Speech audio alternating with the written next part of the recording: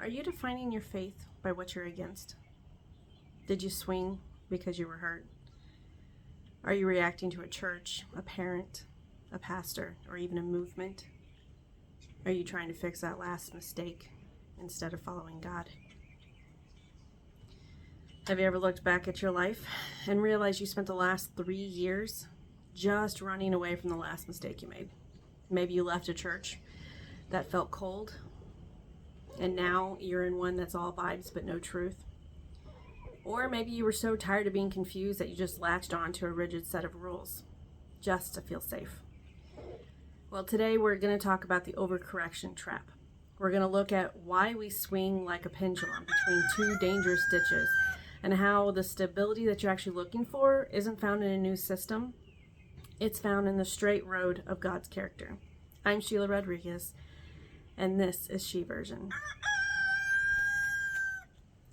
Last week we talked about how all the noise in our culture is confusing so many Christians. They're getting overwhelmed by all of the different perspectives that everyone has over who God is. After a while, we just get jaded from all the different perspectives that there are about who God is, that we just decide that we're going to isolate, do our own thing, or follow somebody else's system, and fool ourselves into thinking that we're just going to please God by doing whatever we're wanting to. This produces instability in Christians and their faith because they're not rooted and grounded in the Word of God. This week we're going to talk about what normally happens whenever we discover that we're wrong about something, or when someone that we're looking up to falls and no longer is on that pedestal. It often causes us to overreact.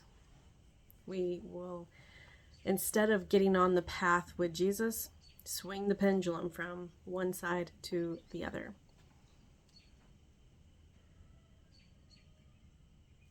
On this path, we have a couple of ditches that are generally pretty common for us as Christians. You have Jesus, who is the way, the narrow path that we are to walk.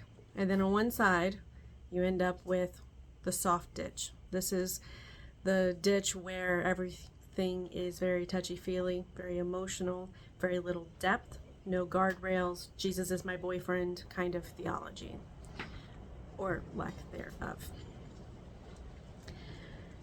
The idea, though, that we don't need deep theology causes us to have a lot of believers who are anxious, confused, fearful, and honestly unhappy. They really try to look happy, but all their happiness is very shallow, and most of the time they're very angry underneath. This is a consequence of a very shallow belief system, that when a new wind of doctrine comes along, or somebody with a word comes along, they are just pushed and pulled in all kinds of different directions. Once you're in the soft ditch and you start realizing that everything is very shallow and emotional, and you're scared and anxious about everything, you go looking for answers, and you get into the Word of God and you discover, oh, God is holy and He is just, and so you end up in swinging that pendulum and ending up in this ditch of the hard ditch, which seems like it would be the answer, right? Doesn't have all the emotionalism that the soft ditch has. It's emphasizing the Word of God in theology, and don't get me wrong, all of that is really great. But the problem is that while the emotional, or the soft ditch, emphasize the emotional aspect and God is love, and ignores part of the Bible for its own purposes, the hard ditch does it as well. It will emphasize God's holiness and justice and make God out to look very cruel and legalistic, but He's not. They will also just kind of skip over the God is love parts, or maybe not stay very long in those areas of the Bible. It's all very awful.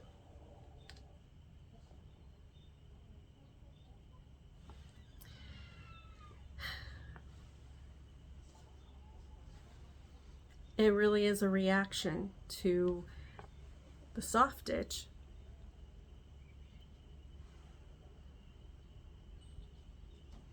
It really is an overreaction to the soft ditch, because you start to grab hold of the law of God and make it into a taskmaster that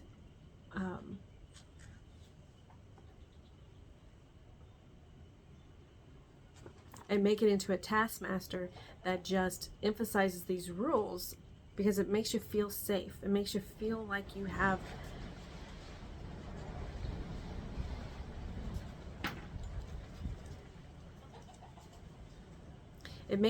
you've found the way, and that you are in the know.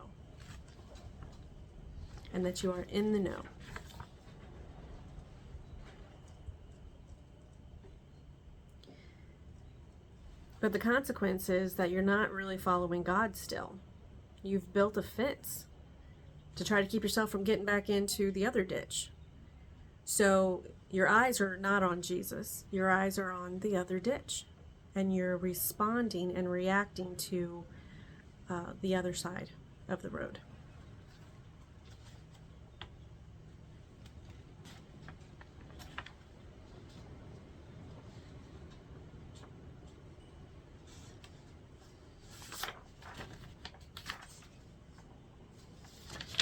So I actually grew up in the emotional soft ditch side of the road. By the time that I got through college, I was in desperate need for some answers. I met my husband and we got married and spoke in God. So don't overemphasize God's love and don't overemphasize God's justice. Both are necessary and important. So this really comes down to a heart issue. When I was in both camps, either one of them, it was always pride in the end. Because I was sitting in one ditch, looking over at the other ditch, going, well, at least I'm not like them. At least I'm not disconnected from God. At least I'm not shallow in my belief system. At least I'm not disconnected from God. Or at least I'm not shallow in my belief systems.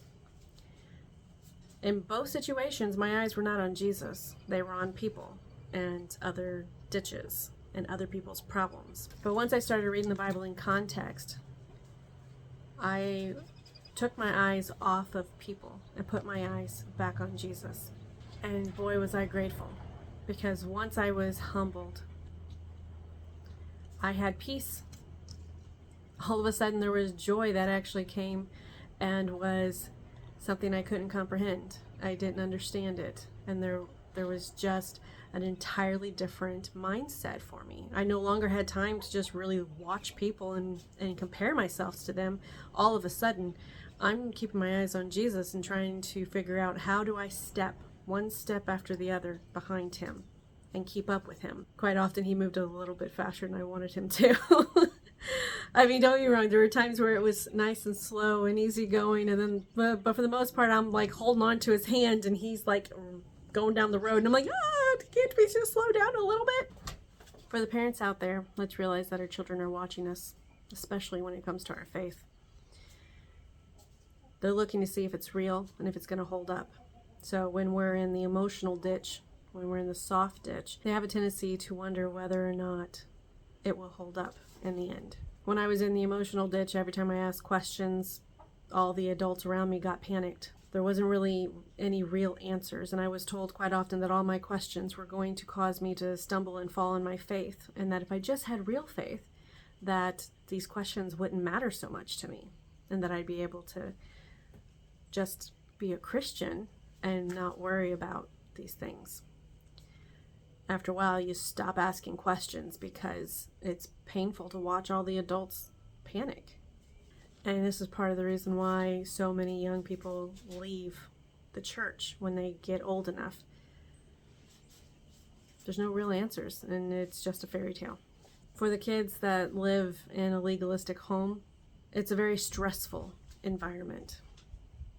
And if you ask questions, anything remotely difficult, it looks like rebellion, and there's very strict reactions from the adults at times. Sometimes it feels like you're going to be excommunicated because you're not sure about something. When they become older, quite often they're fleeing these environments, just not even necessarily because they don't believe there is a God anymore, but they just can't handle the anxiety. So they leave because they have to. Both situations leads generally to the collapse of faith in our children.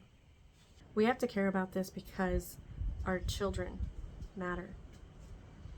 When we are in the emotional camp and they feel like it's a fairy tale, that there's no real answers, there's nothing behind them, there's no strength to their faith,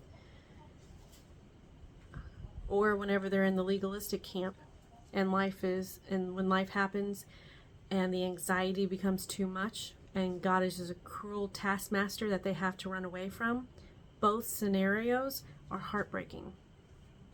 We can't just keep going and doing the same thing over and over again and not caring about the effects that we're having on the next generation.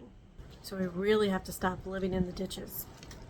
So what's the answer? What do we do? How do we get out of the ditch and stay out of the ditch? So what's the real answer? How do we stay out of the ditches? By reading the Bible in context. Not how it makes you feel, not the passages that just encourage you, but the passages that challenge you. It's not easy, but it's like putting money in the stock market. I used to say savings accounts, but whoever really gets any money back out of a savings account. So how do we stay out of the ditches? What's the solution? We start reading the Word of God in context. What did it mean to the people who heard it? What did the author mean to say?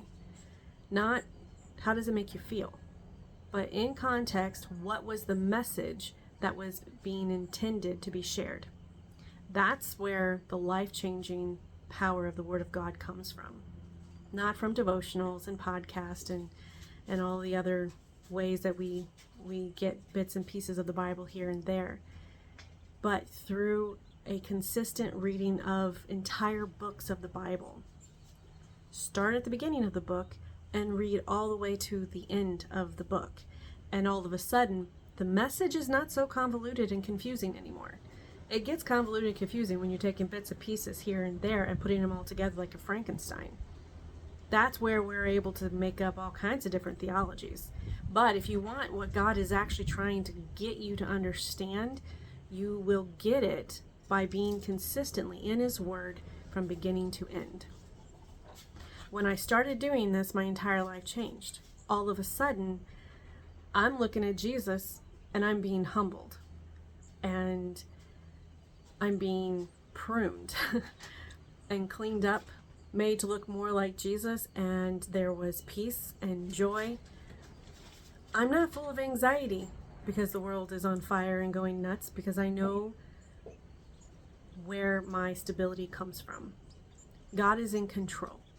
And that has just changed my entire life. Stability doesn't come from standing on your convictions in the ditches, being bullheaded and going, no, this is the way it is. It comes from putting your eyes back on Jesus and standing firm in the areas that He told you to stand firm in, not in the areas that are convenient for you. If you're standing firm in a ditch, at some point, the rain is going to wash you away.